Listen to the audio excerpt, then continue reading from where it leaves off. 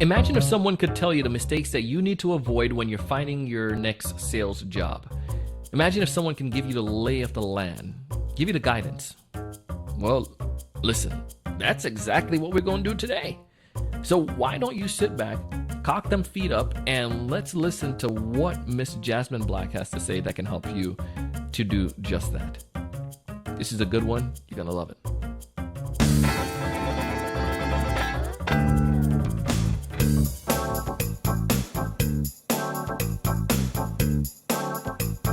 Hey, everyone. Welcome to another great episode of the Sales Evangelist Podcast here on TSC TV on YouTube. I'm your host, Mr. Donald C. Kelly, the Sales Evangelist, and I'm so excited for another great episode. I'm so excited to be here with you today. And on this episode, we have the one and only Miss Jasmine Black. Jasmine runs a marketing agency out of Atlanta, and she serves clients all over the world, helping them with the marketing needs. And I can tell you that she's going to bring tons of wisdom. With 15 years in the corporate scene, landing jobs, working with clients, being a part of the hiring team, and being a part of being hiring management, being a hiring manager, Jasmine's going to share some of the things that she's learned, and also working as an independent business owner, an entrepreneur, some of the things that she's done and learned as she's building out her team and continues to grow her organization. I highly recommend you check her out. She produces these events, and they're high quality stuff. You can find more information about that in the show notes and get connected with Jasmine. But today, we're going to talk about those things you should avoid and give you some other secret tricks that she has. This platform that you should take advantage of to build your network as you're trying to find that next sales gig. It's not LinkedIn. You're going to like what she shares. Jasmine, welcome to the show. Hi, thank you so much for having me. I'm super excited for this. I am really looking forward to hearing your insights on this. And because as an individual spent, over 15 years in corporate America, coupled with your own expertise and your years of running your organization and helping other people and guiding them, I feel there's a lot that you can share with us. And what I like about this is that for those who are listening today, you're going to get a treat, because it's not like the traditional things like go on Monster and go find a job. Jasmine's going to bring some amazing stuff here. Jasmine, I'm renaming you Arlene, so. That's all right. It's all right. It's all rebranding, right? We have one of our friends, and I was speaking to them earlier today, like right before this recording, is Arlene. So now Arlene's on the mind. Hey, Arlene. Arlene, listen to this episode. I hope you like it. So, Jasmine, let's talk about you first and a little bit more about you and your background, your experience. What do you do right now? So right now I own a marketing agency. So I am the founder of Brainchild Business Consulting. So I spend 24/7 as a full-time business owner. So it's neat because, like you mentioned, I did get to see both sides of the coin, both as a sales leader and sales manager in corporate, and then also now as my own sales leader and having a team and things of that nature. So definitely blessed to be able to see both sides of that. Well, that's fantastic, and I think it is awesome to, awesome that you not only you're helping your clients, but you're drinking your own Kool-Aid. You're taking that stuff and applying it. So, Jasmine, I want to talk about this idea, things to avoid. Let's start there first off. For this series, those of you who are listening, we're talking about finding your next job. And for you, maybe this is you're comfortable in your job, but you know what? The best time to find a job is when you have a job. Options. So I want to hear, though, what are some of those things that maybe the B2B sellers can avoid or should avoid? And then we could go into some things that's working right now when it's come to finding that next gig. So I think the first thing that should be avoided is waiting for that opportunity to fall in your lap. If, the last 18, 24 months have not taught us anything, it's that we have got to get up and take some ownership for the direction or the move that we're going to kind of go in. And what is wonderful about that is I think it really allows people to take a lot more agency and direction and say, you know what, this is what I want my future to look like. So the biggest mistake is not recognizing that right now you just have so much opportunity and really, can just write a ticket towards, sorry, that's my coworker down there. But you can write your own ticket to the job, career, position of your desires. So that's it. Just do not be afraid to take that first step. And I think one of the interesting thing with that, I've had friends that I've spoken to that purposely, well, it's not necessarily purposely, but they felt uncomfortable going for these larger companies or these bigger jobs or these higher titles because of what they're telling themselves in between their heads, like saying that I can't do that or I won't qualify for that or I'm not capable of it. I can't handle sales at that level. I can't handle enterprise sales. It's like when you can sell at any different level, you can sell at any. If you can sell at any level, you can sell at any bigger level. I mean, for me, I think the principles of sales don't change. Yes, maybe the tactics and strategies may need to be new tactics and strategies may need to be adopted, but those are things that we can learn. That's why you listen to podcasts like this. You know what I mean? Absolutely. Absolutely. Any other mistakes that you can think about that we need to avoid when it comes towards going for that new job? Yes. So what I can say as a hiring manager, and maybe in that same vein as, taking ownership and taking agency and taking that first step, is you want to be assertive, Mm, but you don't want to be overly aggressive. I think right now the best way that you can position yourself is, how can I provide value here, right? mm, So many times with looking at a new position, we are concerned with awareness. I want you to know that I'm here. I want you to know that I have a solution. I want you to give me a shot, right? But if you can position yourself as, here are the challenges that I see, here are ways that either I've resolved challenges similarly in the past, or here is a plan that you could utilize for the future. I'd love to discuss this further with you, is mm. much more effective than, you know, showing up to the office and saying, I just need to drop a resume. Are you hired? Right? It could be the same exact person, same exact skills, but it's presented value to that hiring manager and to that company. Mm. And I think people miss that sometimes when it comes towards those, like, and you and I kind of, had a little conversation about this and kind of alluded to it. Like you are selling yourself.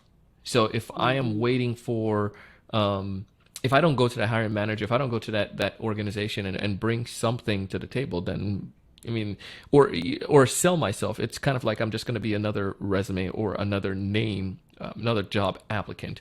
And especially if you're going for a sales job, listen, you need to be able to sell yourself every single time. So, yeah. Absolutely. I have to say, one of, I personally like to learn my lessons from people that have come before me, right?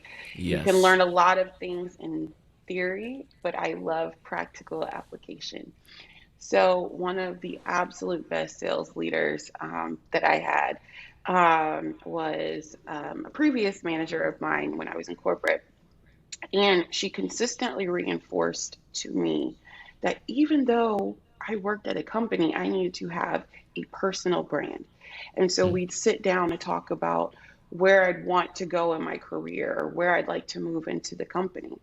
And we talk about what those roles required from a skills perspective, both from a hard skill in terms of what experiences have you had, what softwares, or what other trainings and certifications do you have that will, benefit you in this role. But also the soft skills. What's required there? Is it a role that requires a lot of individualized work, a lot of teamwork, or long hours dedicated to detail, right? When you create your own personal brand, that professional reputation precedes you. And so you want to ask yourself, how do I want to be known? What adjectives would I like to be referred to by when someone's thinking of me, both in my role now or in the future? There's an exercise that I like that helps put that in a bit more concrete terms. sure. And I do not remember the author of this one, or I would give credit where it's due. But I think it was an article I read about this man that creates a fake resume every year. That was the clickbaity title, right? And it's not necessarily a fake resume. He goes and he finds resumes for jobs that he would like to have. Or he'll look at those postings and look at the skills required.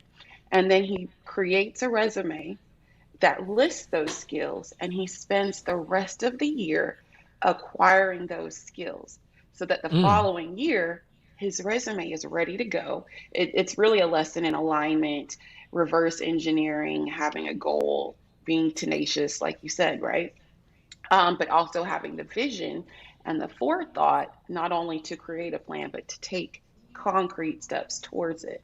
So, and then by the time he gets to the end, he doesn't have the stress of, oh gosh, now I have to update my resume because he already did it. That is genius. Like, Hmm. but yeah, I mean, if you really think about it, like if even if you just want to up your game, like if you were to create a plan to say like in 5 years, this is where I want to be.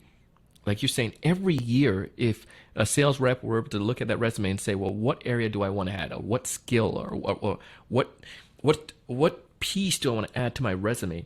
That way, it's just such a smart idea. You have a whole new plan for the whole year of what you're going to accomplish. It's Hmm. rather than being aimless in your career. It's like you owning, and going back to that idea, you're owning your career, you're owning your territory, you own your quota as a seller, own your career path, own your resume, own that portion as well. I love it. Exactly. And there's just so many resources because a lot of time, um, we might say, I don't have access to this information, or certifications Yes. are expensive. There are a number of outlets. LinkedIn is one, HubSpot is one that give certification courses for free. I think LinkedIn's got some on project management. They definitely have a large number on sales, um, Hmm. and some other really in demand skills, um, which are just so popular right now, especially when you get into the IT space, right? I like to call myself tech adjacent. But when you get into that area, there are so many skills that you can pick up quickly, right? And leverage to, say, a career change, Mm. or, just adding that additional layer there. So Yeah. I love it.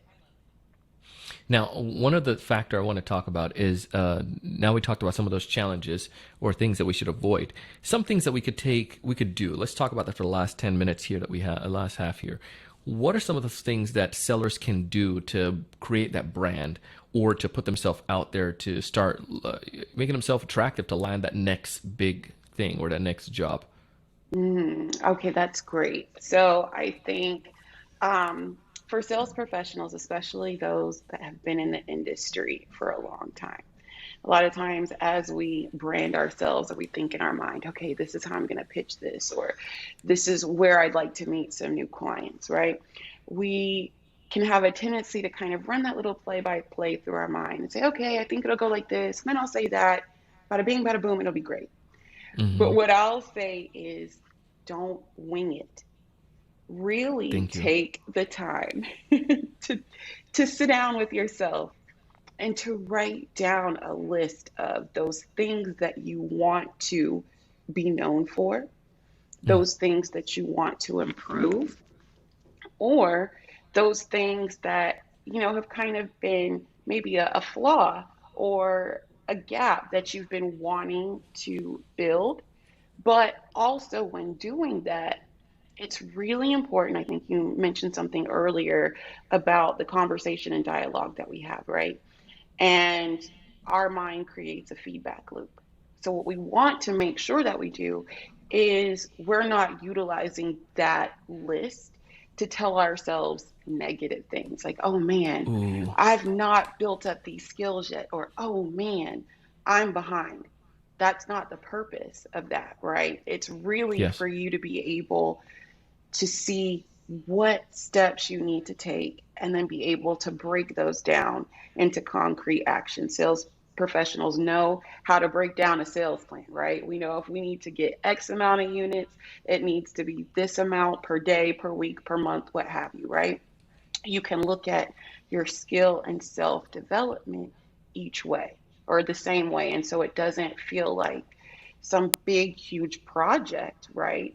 It's something that's positive, something that's moving you forward, and something that you can really see tied to your goals. But you got Yeah. to write it down. You can't wing it. You can't think about it in your head, right? As we're driving back and forth from meetings, you really have to take the time, even if you set yourself up on your phone and record yourself, say those things. Look at yourself back in the recording. Do you believe it? Is that what you Mm, want? If it is, great, keep going that way. If not, you're like, wait a second, maybe I want my brand to be a little more of this and a little less of that. So yeah. there Oh, you I have like it. that. You know, so here's another thought too that I think of that you that came to mind from what we talked about earlier, tying to what you're saying there, like what you want your brand to be, like the the traditional channels of when we go about or where we go about finding jobs. You mentioned this concept of networking, and I know everyone's saying, "Well, networking, I know that, Donald. I know we need to network. We can't go to networking events now, and places are open up. Maybe I'll go to networking events." But we're not talking just that. You had this like ace up your sleeve. Talk about Clubhouse. Oh my God. And if you don't know what Clubhouse is, Jasmine's gonna lay it out. So I let's go am basic. What is Clubhouse? For those so who don't know. super basic. It is a social media platform, but it's audio only. And go find me, Donald C. Kelly. You know I'm on all platforms as that name. And see, I'm gonna have to find you there. Find me. I'm Brainchild on there. Brainchild. All Brainchild. right. But it's audio only. No pictures, no DMs, no videos. It's just voice. Now, it Mm, did come out last March, I believe is when the app launched. Very big during lockdowns and things of that nature, right? yeah. However, even though many places around the world are reopening, first of all, there are some that aren't, and that remains a great place for those people to congregate.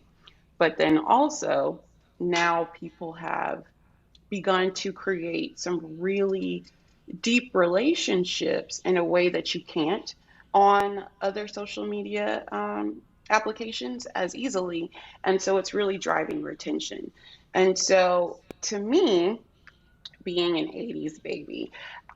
It takes me back to, I don't know if you guys remember the movie Sleepless in Seattle, Meg Ryan, right? Mm-hmm. And so she had, if I remember correctly, after all these years, she and the stranger, they created a relationship just by phone. They hadn't met each other. This is back in the day before we had video chat, right? But just utilizing the medium of voice, they developed a very strong relationship. And so, what, you can take a look and do some research on the science. I won't bore everybody here, but audio really connects us very, very closely and in real time. And so, what was amazing about Clubhouse, um, and just for folks that may not really be familiar with the function of it, um, it could be likened to a giant conference call. It could be Yeah. likened to a giant physical conference. That's what I kind of like to view it as if you physically walked into a convention center, and you were able to see people perhaps giving speeches or congregating. Some people you knew, some people you didn't. But because it's digital, it's not location based. So what does that mean in a networking sense? So, first of all, for me specifically, when I seek to network, my ultimate goal is developing a relationship. I'm really into quality of relationships versus quantity of relationships. I never wanted to be the salesperson that gathered the most cards, right? I got back with 25 cards. No, if I made two or three genuine connections, to me, that was a win. My undergraduate degree is in international business, Mm-hmm. and I have always been fascinated by international networking. So the beauty of Clubhouse, which was started by some folks out in Silicon Valley. Again, I'm tech adjacent, so I don't know all of the terms. I know enough to get me in the rooms, right? Right? But based upon the way that the app was structured, meaning it's real names, right? Real identity. And the premise of the app really, or the culture, is one of sharing value and being very participative, welcoming, and engaging, made it perfect for networking because you had so many well-connected people across the globe, and they were Yes. literally just coming in to a very small room. When I joined the app, there were, I think, less than 1 million people. And so I think like with 1,200 followers, I might have had like a 1% market share. But who's counting, right? Hey, But the big thing about that was such low dilution. Imagine yeah. being able to go onto an app and with only 1,200 followers, that meant I connected with 1% of people on the social media application. Where by contrast, I feel like the last time I checked, I feel like Kylie Jenner's got 100 billion, 100 Wow. uh, Facebook followers, or not Facebook, Instagram followers. Don't quote me. Somebody look at it, fact check me. But uh, 100 million? yeah, 100 mil, Wow. 100 million.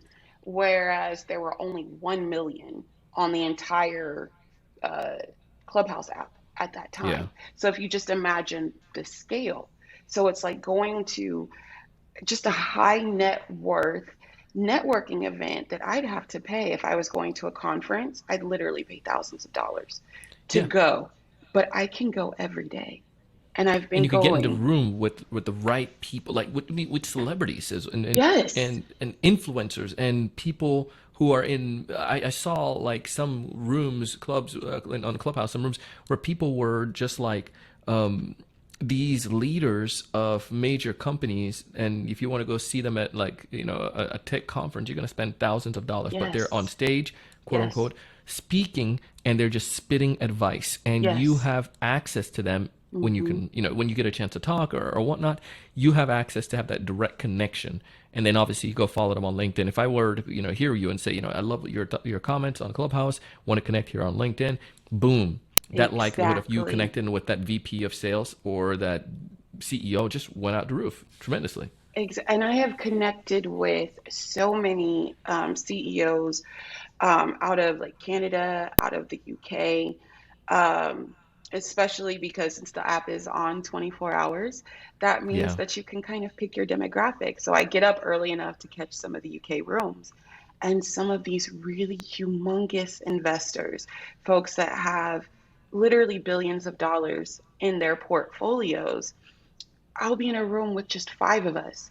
And being able to really speak, just like you mentioned, and going back to my whole sleepless in Seattle analogy, being able to have that one on one conversation bonds you in a way that it doesn't when you go to a typical networking event. And there's Yes. so many people vying for your attention. There's people, walking back and forth, and there are just so many distractions. But these people are literally sitting there sharing their life stories. They're given a different vibe because they're not sitting typically at their desk, right? They're hanging out on their couch in their living room after a long day. And they're so much more open and engaging. And you're right. When you do go to LinkedIn, they remember you. And they're like, Yeah. oh, you said this insightful thing, or oh, I'm so excited. I wanted to connect you with this person. And now they know you. And I feel like it adds, or, they virtually know you, right? Yeah. And it gives a dimension to LinkedIn that wasn't there. And Yeah. it's just so instantly able to build your influence, build authority, build your network just by being able to be in the right room with the right people at the right time. Come on, y'all. If you haven't taken advantage of this yet, go ahead, take advantage of it. Jasmine, you dropped so much value on us today. We're super grateful to have you here today. If there's one major piece of advice you want to leave with us, what's that one major piece of advice from everything we talked about? My one piece of advice, I'll go back to the best piece of advice I was ever given in my career, which is you can have anything you want in life if you just help enough others get what they want in life. Boom. Value bomb. We're going to drop that there right in our show notes. If folks want to get in touch with you, Jasmine, how did they go about doing so? So they can find me on Instagram. I'm very active there, and my handle is Brands by Brainchild. Or you can find me on Clubhouse. I am always in the Clubhouse streets at Brainchild. Just hit me there or on LinkedIn. I always answer, and I love connecting. Well, Jasmine, we appreciate you taking the time to come on the show today. Thank you. Thank you so much. Listen, that was the one and only Jasmine Black. And if you haven't done so already, please go and connect with Jasmine. You can find her on LinkedIn. You can find all of her information below, as well as on Clubhouse. You heard what she shared there. We have her contacts and her handles down below. Listen, as always, I share stuff like this because I want you to succeed. I want you to thrive. I want you to find more of those ideal customers. I want you to know what to say when you reach out to them. I want you to land those better jobs. I want you to close more deals. But most importantly, I want to challenge you to raise your level of thinking each and every single day and go out and do big things. Thank you so much for watching. Hey, thanks so much for taking the time to watch this video today. If you enjoyed the content, I ask you to go ahead and hit that like button, that thumbs up at the bottom right-hand corner. Also, to make sure to subscribe if you haven't done so already.